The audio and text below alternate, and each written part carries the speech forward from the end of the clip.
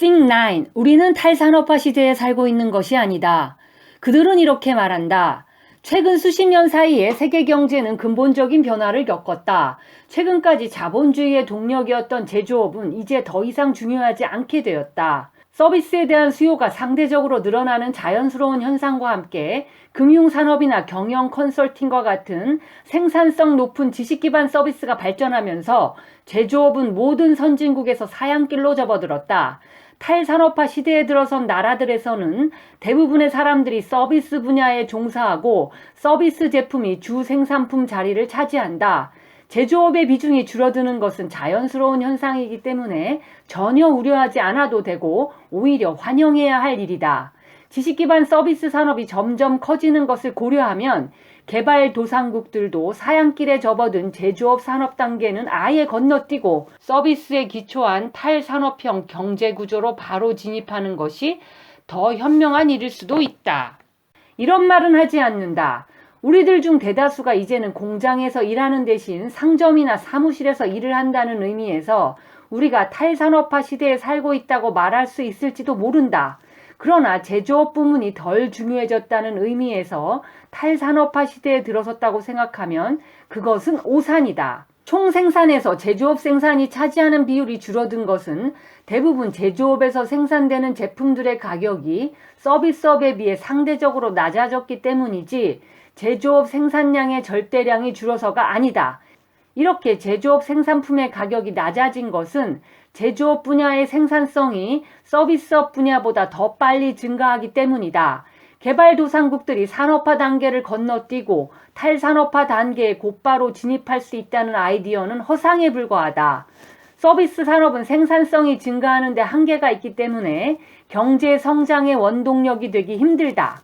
또 서비스 상품은 교역하기도 힘들기 때문에 서비스 산업에 기초한 경제는 수출 능력이 떨어진다. 수출에서 얻는 수입이 적으면 해외에서 선진 기술을 사들일 수 있는 능력이 떨어지고 결국 경제 성장의 속도도 느려진다. 이 글의 전개 순서는 다음과 같습니다. 지금은 중국이 세계의 공장으로 불리지만 세계의 공장은 원래 영국을 일컫는 표현이었습니다. 영국은 다른 나라들보다 앞서 산업혁명을 수행한 이래 19세기 중반에는 세계를 압도하는 산업 강국으로 군림했습니다. 1860년에는 세계 제조업 생산량의 20%, 1870년에는 세계 제조업 제품 무역량의 46%를 영국이 차지했습니다. 하지만 영국의 압도적인 지위는 그다지 오래가지 못했습니다. 미국과 독일 같은 나라들이 급속히 따라잡았기 때문입니다. 영국은 결국 1차 대전이 일어날 무렵에는 선도적인 산업 강국의 지위마저 상실하고 맙니다. 그러나 이후로도 오랫동안 영국 경제 내에서는 제조업이 지배산업의 위치를 유지했습니다. 영국은 제조업 제품을 수출하고 식량과 연료, 원자재를 수입하는 전형적인 제조업 중심 경제였습니다. 이러한 영국 제조업의 지위는 1970년대 이후 급격히 추락합니다. 국내 총생산에서 제조업이 차지하는 비중은 1950년대에 37%에 달했으나 지금은 겨우 13%에 불과합니다. 전체 고용에서 제조업이 차지하는 비중은 1970년대 초반에 대략 35%에 달했으나 지금은 겨우 10%를 웃도는 수준입니다. 이런 현상이 결코 영국에서만 일어나는 일은 아닙니다. 전체 생산 및 고용에서 제조업의 비중이 줄어드는 것, 탈산업화로 알려진 현상은 모든 부자 국가에서 벌어지는 자연스러운 일입니다. 이런 현상이 벌어지는 이유는 사람들이 부유해질수록 제조업 제품보다 서비스를 더 많이 원하게 되면서 제조업에 대한 수요가 줄어들기 때문이라고 합니다. 이에 따라 제조업이 위축된 나라는 자연스럽게 산업화 이후 단계로 접어들게 된다는 것입니다.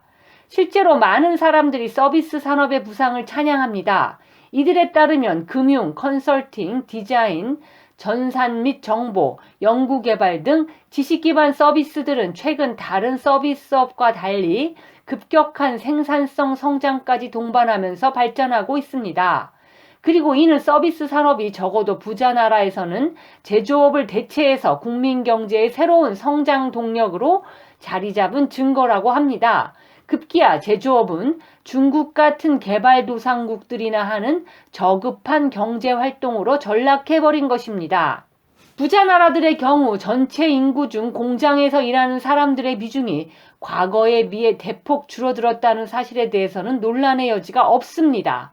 19세기 후반에서 20세기 초까지 일부 국가에서는 전체 고용에서 제조업 부문이 차지하는 비율이 대략 40%에 달했습니다. 그러나 오늘날에는 그 비율이 기껏해야 25% 수준이고 미국이나 캐나다, 영국 같은 나라에서는 고작 15%밖에 안 됩니다. 이처럼 공장에서 일하는 사람의 비율이 대폭 줄면서 사회의 성격도 변했습니다.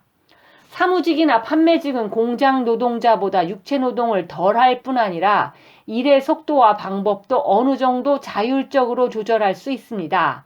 또한 이들은 같이 하는 작업보다는 혼자 하는 일이 많고 노조 조직률도 낮습니다.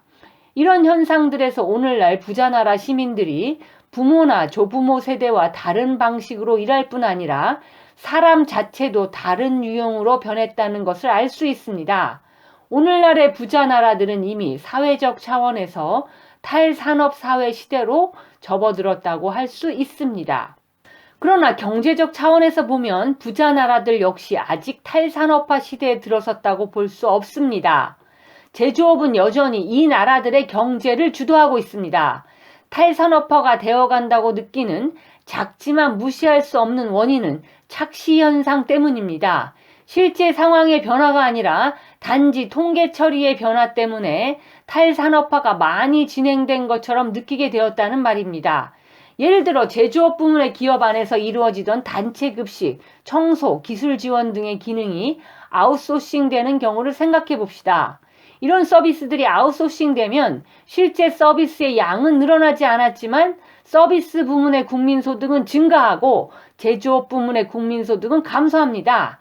이를 아웃소싱 효과라고 할 수 있습니다. 최근 탈산업화의 원인으로 자주 거론되는 것은 저비용 개발도상국, 특히 중국으로부터 제조업 제품이 엄청나게 수입되면서 부자 나라들의 제조업이 사양길을 걷게 되었다는 주장입니다. 그러나 중국의 수출품이 대다수 부자 나라의 경제에 실제로 영향을 미친 것은 1990년대 후반을 지나서인 반면에 탈산업화로 불리는 현상은 이미 1970년대 들어서 시작되었습니다. 이른바 탈산업화 현상의 원인에 대해 국민 경제가 부유해지면서 제조업 제품에 대한 수요가 서비스 수요에 비해 상대적으로 줄어드는 경향 때문이라고 많은 이들은 생각합니다. 그러나 조금 더 자세히 들여다보면 제조업 제품에 대한 수요 하락은 실제로 매우 미미합니다. 우리가 소득의 많은 부분을 제조업 제품보다 서비스 구입에 사용하는 것처럼 느끼는 이유는 우리가 소비하는 서비스의 양이 계속 늘어나고 제조업 제품의 양은 계속 줄어들기 때문이 아니라 서비스의 가격이 제조업 제품의 가격보다 상대적으로 점점 더 비싸지기 때문입니다. 그럼 제조업 제품의 상대 가격은 왜 떨어지는 것일까요? 서비스업에 비해 제조업의 생산성이 더 빨리 향상되는 경향이 있기 때문입니다. 제조업 부문의 생산물이 서비스 부문의 생산물보다 더 빨리 늘어나기 때문에 서비스 가격에 비해 제조업 제품의 가격이 상대적으로 낮아지는 것입니다. 제조업의 경우 기계화나 화학처리 공정을 도입하기가 훨씬 쉬운 만큼 서비스업에 비해 생산성을 올리기도 쉽습니다. 탈산업화 현상은 제조업 부문의 급속한 생산성 향상에 따라 제조업 제품의 가격이 상대적으로 하락하기 때문에 나타난 것입니다. 따라서 부자 나라의 국민들은 고용의 측면에서 보면 탈산업 사회를 살아가고 있는지 모르지만 생산의 관점에서 보면 이들 경제에서 제조업이 차지하는 중요성은 아직 탈산업 사회를 공언할 정도로 줄어들지는 않았습니다. 탈산업화가 그 나라 제조업 부문의 생산성 향상이 빨라서 나타나는 현상이라면 좋은 일 아닐까요? 어떤 국가의 제조업이 서비스업보다 더 역동적이고 이에 따라 탈산업화 현상이 관찰된다고 해도 이 나라 제조업 부문의 생산성 증가가 경쟁국보다 뒤처지고 있다면 국제 경쟁력을 상실하게 되면서 단기적으로는 국제 수지 적자, 장기적으로는 국민 생활 수준의 저하로 이어집니다. 또한 자국 제조업이 국제 기준에서 역동적이라 해도 국내 산업에서 제조업 부문의 비중이 서비스업에 비해 상대적으로 위축되면 이 또한 생산성 증가를 가로막을 수 있습니다. 탈산업화 현상은 국제 수지에도 좋지 않은 영향을 미칩니다. 서비스 부문은 제조업보다 수출이 어렵고 따라서 외화를 벌어들이기가 쉽지 않기 때문입니다. 이런 서비스업의 비중이 커지면 국제 수지가 적자 상태에 빠지고 무역시장에서 지불할 돈이 없어집니다.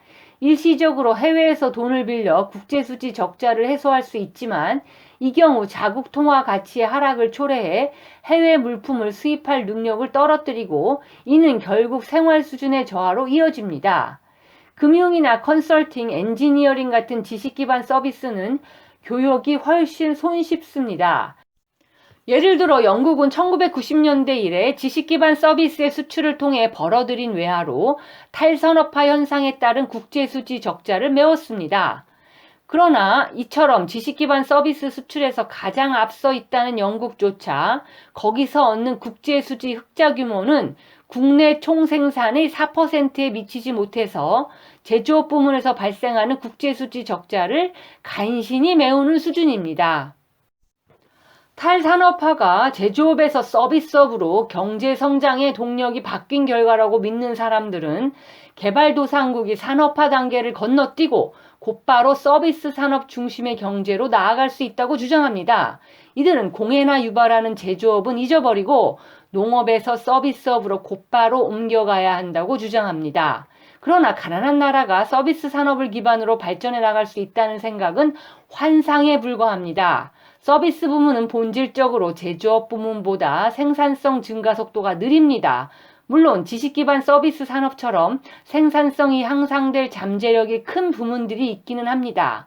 하지만 지식 기반 서비스업은 주로 제조업체를 위한 서비스를 제공하므로 제조업 기반이 취약한 상황에서는 이런 서비스업들을 발전시키기가 상당히 어렵습니다. 서비스 상품은 교역 가능성이 떨어지므로 서비스 생산에 특화된 나라는 제조업 제품 생산에 특화된 나라보다 국제 수지에서 심각한 문제에 직면할 가능성이 높습니다. 국제 수지에 문제가 생기면 장기적으로 국민들의 생활 수준이 떨어지게 되므로 개발도상국에서는 치명적입니다. 개발도상국은 경제개발을 위해 해외의 선진 기술을 수입하지 않으면 안 됩니다. 따라서 개발도상국의 국제수지에 문제가 생기면 선진 기술을 도입하여 경제 성장을 이끌어낼 능력 자체가 훼손될 수밖에 없습니다. 사람들은 흔히 스위스와 싱가포르 같은 나라들이 서비스 산업에 기반을 두고 경제 발전을 이룩했다고 알고 있지만 이들 나라는 제조업 성공 신화를 일군 나라들입니다. 스위스는 세계 최고 수준의 공업 경제를 이룩한 나라 중 하나입니다. 스위스는 1인당 제조업 제품 생산량이 세계 최고 수준인 나라입니다. 싱가포르 역시 세계에서 제조업이 강하기로 5위 안에 드는 나라입니다. 인구 8만 5천 명의 1인당 국민소득 9,000달러 정도인 세이셀처럼 매우 작고 관광자원이 풍부한 나라를 제외하면 지구상에서 서비스 산업에 의존하여 괜찮은 수준의 생활을 영위하는 나라는 지금까지 없었고 앞으로도 없을 것입니다. 부자 나라들도 이른바 탈산업 사회로 접어들었는지는 아직 확실하지 않습니다. 이제 부자 나라들의 대다수 국민은 공장에서 일하지 않습니다. 그러나 그동안 상대 가격의 변화를 감안하면 부자 나라들의 생산과 소비에서 제조업 부문의 중요성은 그리 떨어지지 않았습니다. 개발도상국이 산업화 단계를 건너뛴 다음 서비스 산업으로 번영을 누릴 수 있다고 생각한다면 그것은 환상에 불과합니다. 대다수의 서비스는 생산성이 느리게 성장합니다. 그리고 생산성 증가 속도가 빠르다는 첨단 지식 기반 서비스 산업들은 강력한 제조업 없이 발전할 수 없습니다. 더욱이 서비스는 국제 교역이 어렵습니다. 개발도상국이 서비스 산업에 특화하는 경우 심각한 국제수지 적자에 직면할 수 있고 경제를 고도화할 능력 또한 떨어지게 됩니다. 탈산업 사회라는 환상은 선진국에도 좋지 않지만 특히 개발도상국에는 대단히 해롭습니다.